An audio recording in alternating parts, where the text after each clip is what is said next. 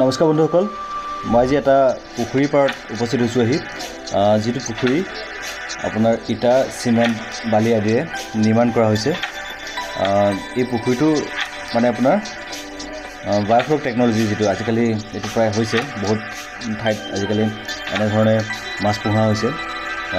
আপোনাৰ কম সময়ত অধিক উৎপাদনৰ কাৰণে এই পুখুৰীটো প্ৰযোজ্য, মানে লাভদায়ক। তো বন্ধুসকল, এই পুখুৰীটো আমাৰ ওচৰৰ এজন প্ৰধান শিক্ষকৰ LP স্কুলৰ প্ৰধান শিক্ষক অঞ্জন বৰদলৈ ডাঙৰীয়া, আমি তেখেতৰ লগত আলোচনা কৰিম এই পুখুৰীটোৰ মানে তেওঁ কেনেকৈ মেৰামতি কৰিলে, কিমান খৰচ হ'ল বা প্ৰফিট কি, কেনেধৰণে আপোনাৰ পোহপাল দিব লাগিব মাছক, আমি সেই সম্পৰ্কে আলোচনা কৰিম। তো আহকচোন বন্ধুসকল। অঞ্জন বৰদলৈ ডাঙৰীয়া নমস্কাৰ, আপোনাক আমাৰ চেনেললৈ স্বাগতম জনাইছোঁ। আমি জানিব বিচাৰিম পোনপ্ৰথমে যে আপোনাৰ যিটো কৰ্ম, আপোনাৰ সেই কৰ্মব্যস্ততাৰ মাজতো আপুনি এই কামখিনি কেনেকৈ আগবঢ়ায়? চাওক, যদিও মই কিবা এটা কৰি আছোঁ, মোৰ চাকৰি সূত্ৰে মই এজন শিক্ষক হয়, কিন্তু তথাপিতো মোৰ যি অলপ সময় আজৰি সময় পাওঁ, সেইখন সময় মোৰ ভাল লগা কিছুমান কাম কৰি মই ভাল পাওঁ, আৰু তাৰ মাজতে এই কামটো কৰে। সেই কিছু মাছ পুহি মই এই টেংকিকেইটাত মানে কিছু আৰ্নিং, মোৰ হাত খৰচ এটা ধুনীয়াকৈ ওলাই থাকিব পাৰিছোঁ। তাৰ কাৰণে এনেদৰে কৰা হৈছে। আৰু ইয়াতে বিশেষ আমি কৰিব লগা একো নাথাকে। আমি ধুনীয়াকৈ টেংকিকেইটা বনাই পোনাখিনি নিৰ্দিষ্ট সময়তে আনি নিৰ্দিষ্ট সময়তে এৰি দিছোঁ। আৰু ইয়াতে অলপ অলপ টাইম দিব লগা হৈছে। মই সেই স্কুলত যোৱাৰ আগত কিছু সময় আৰু স্কুলৰ পৰা আহি কিছু সময় তাতে যিখিনি পাৰ পৰিষ্কাৰ কৰিব লগা সেইখিনি কৰি থাকোঁ, আৰু যিখিনি মেডিটেঞ্চ কৰিব লগা, পানীখিনি খলোৱা, মেডিচিন দিব লগা, এইখিনি কৰোঁ। ইয়াতে বিশেষ বেছি মানে টাইমৰ প্ৰয়োজন নাথাকে, তেনেকৈ দিব লগা নহয়। তো মোৰ নিজৰ মানে চাকৰি যিখিনি কাম সেইখিনি কৰিও মই এইখিনি ধুনীয়াকৈ আগবঢ়াই ল'ব পাৰিছোঁ। তো প্ৰথমে জানিব বিচাৰিম ইয়াৰ যিটো মানে পৰিসৰ, আচলতে কিমান চাইজটো কিমান চাইজ লৈছিলে আপুনি? দুইটা টেংকি এটা 13-14 আছে। 13-14 আৰু হাইটটো মানে ইয়াতে মোৰ বেছি দিয়া হ'ল, মানে ইয়াত হাইটটো ইয়াতে আমাৰ 6 দিয়া আছিলে, কিন্তু ইয়াতকৈ কম হাইটতো মানে কৰিব পাৰি। যিহেতু পানীৰ পৰিমাণটো ইমান বেছি মানে প্ৰয়োজন নাথাকে। এতিয়া ইয়াতে কি দিয়া হৈছে তলত? মানে ধৰক আপুনি টেংকিটো বনালে, টেংকিটো বনোৱাৰ পিছত কি দিয়া হৈছে? মাটি দিয়া হৈছে চাগে? মানে টেংকিটো বনোৱাৰ পিছত তলিটো প্লাষ্টাৰ কৰা হৈছে সম্পূৰ্ণভাৱে। ফাইন প্লাষ্টাৰ কৰা হৈছে সম্পূৰ্ণভাৱে, ৱাটাৰপ্ৰুফ যিটো হয়। তাৰপিছতে আমি মানে মাটি পেলাইছোঁ। মাটিটো পেলাই আমি তাত আকৌ গোবৰ দি তেনেকৈ আকৌ মাটিটো শোধন কৰিব লগা আছে। মাটিটো কি বোকা মাটি বা কাঠুৱা মাটি, আমি যিটো কওঁ কাঠুৱা মাটি বা বালিচহী মাটি, তেনেকুৱা টাইপৰ কোনটো মাটি দিছে? যিটো মানে কলা বালিয়া টাইপৰ হয়, কলা বালিয়া টাইপৰ যিটো পেলোৱা হৈছে মানে। আৰু গোবৰটো দিয়া হৈছে? এটা চূণ পটাছ কিবা। তাৰপিছতে সেইখিনি মানে কি হয়, প্ৰভাইডিঙৰ কাৰণে যিখিনি মাৰিব লগা, সেইখিনি প্ৰভাইডিংখিনি মাৰিব লগা হৈছে ফাৰ্ষ্ট মাটিত মৰাৰ পিছত নেক্সট মানে আৰু পানীটো শোধন কৰিবৰ কাৰণে পানী ভৰোৱাৰ পাছত মানে যেতিয়া আমি মাটিটো পেলাইছোঁ, গোবৰ পেলালো, তাত আৰু মানে যিটো চইল প্ৰভাইডিং বুলি কয় সেইটো ছটিওৱা হৈছে। সেইটো কেইদিনমান ৰাখি থোৱাৰ পিছত মানে আকৌ পানীটো ভৰোৱা হৈছে। পানীটো ভৰোৱাৰ পিছত আকৌ মানে পানীটোৰ কাৰণে আকৌ প্ৰভাইডিং মাৰিব লগা হৈছে। এনে পানীটো এতিয়া গভীৰতা কিমান আছে? এতিয়া মোৰ ইয়াতে এইটো 6 পৰা 3-4 ভিতৰত আছে। 3-4 ভিতৰত আছে, মানে খুব এটা ইমান প্ৰয়োজন নাথাকে আচলতে। দেখোঁ মই জানা মতে 3 বা 4 থাকিলে যথেষ্ট এটা টেংকি। কিন্তু আমাৰ এতিয়া হাইটটো বেছি কাৰণে সুবিধা হয় আমাৰ আহাৰ চাহাৰ দিবলৈ, অলপ বেছিকৈ ৰখোৱা হৈছে মানে। এতিয়া মাছ কি ৰাখিছে? ইয়াতে মাছ কেৱল মই শিঙিটোৱে ৰাখিছোঁ। এতিয়া এইটো চাইজটো কিমান চাইজৰ? চাইজটো মই একেবাৰে পোনা চাইজ, একেবাৰে সৰুটো পেলাইছিলোঁ, মানে বাতি পোনা পেলাইছিলোঁ। এতিয়া কিমান দিন হৈছে? এতিয়া এইটো মোৰ 2 মাহ হৈ গৈছে। 2 মাহতো এইটো যথেষ্ট। কেজিত আপোনাৰতো প্ৰায় 15-16টাত 1 কেজি হৈ যাব, যথেষ্ট ডাঙৰ হৈছে। এতিয়া দানাটো কি কৈছে? বস্তু আহি আছে। এতিয়ালৈ মানে মোৰ 2টা দানা ট্ৰাই কৰিলোঁ। কোনটো খুৱাই আছে? এতিয়া দানা মই যিটো গোৱেল বুলি কয় গোৱেল কোম্পানীৰ দানাটো খুৱাই আছোঁ। হেৰিটো ভাল পাইছেনে?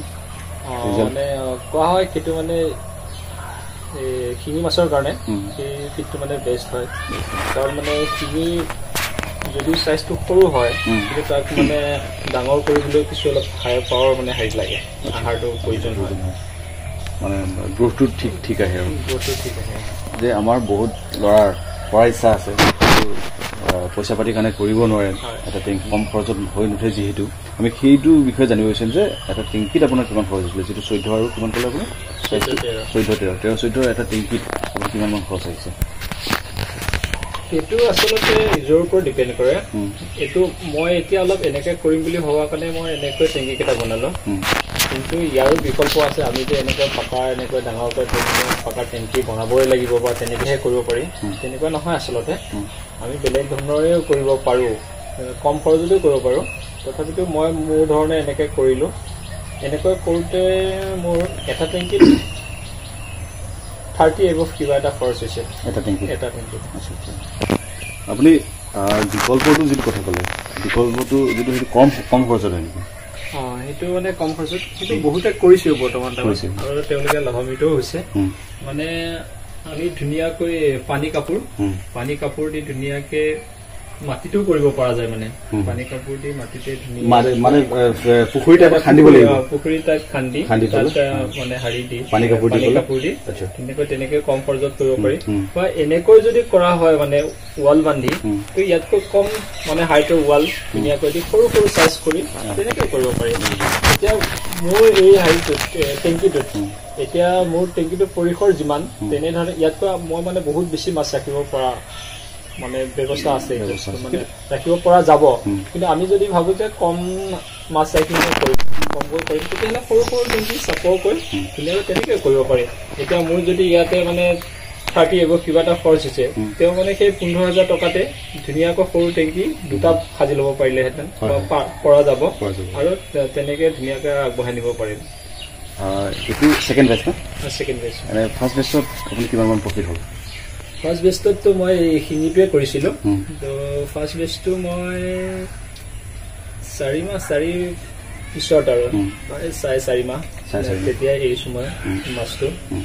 তাতে মোৰ খৰচ হৈছিল প্ৰায় 20ৰ ওপৰত কিবা এটা খৰচ হৈছে, কিন্তু মই নেট 60,000 টকা তেতিয়া লাভ কৰিছিলোঁ, মানে দুটা টেংকি মিলাই। এইটো একচুৱেলি কি হয়, শিঙি মাছৰ ৰেটটো যিহেতু বেছি, মাৰ্কেটটো আচলতে এইটো টেংকিত পোহা যিটো শিঙি মাছ আৰু আমাৰ যিটো জেনেৰেল সাধাৰণভাৱে আমি পুখুৰী খাল বিলত পাওঁ শিঙি মাছ, তাৰ কিবা ডিফাৰেঞ্চ থাকে নেকি? খুব বেছি তেনেকৈ একো ডিফাৰেঞ্চ নাথাকে।